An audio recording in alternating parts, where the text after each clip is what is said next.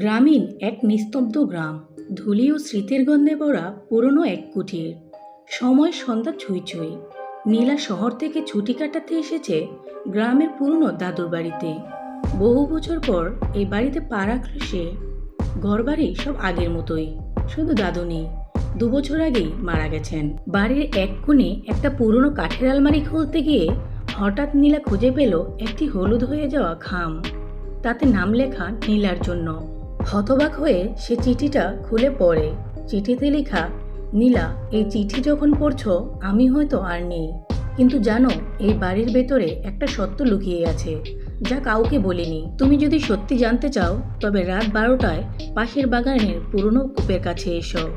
আমি অপেক্ষা করব। চিঠির নিচে দাদুর সই। নীলার বুক দগদগ করতে থাকে। এটা কি মজা নাকি সত্যিই কোনো রহস্য?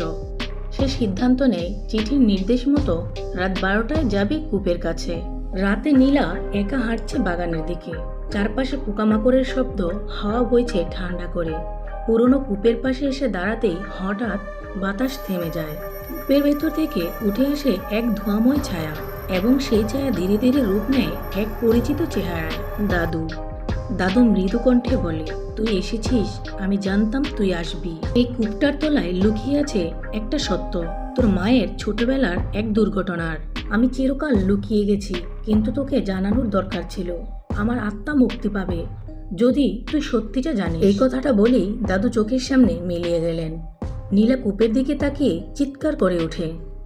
তো বন্ধুরা, নীলার দাদু নীলার কাছে কোন সত্যের কথা বলল অবশ্যই জানতে হলে চোখ রাখতে হবে আমাদের চ্যানেলে। ভিডিওটি ভালো লাগলে লাইক, কমেন্ট ও শেয়ার করবেন। আর আমাদের চ্যানেলটিকে সাবস্ক্রাইব করে আমাদের পাশেই থাকবেন। ধন্যবাদ।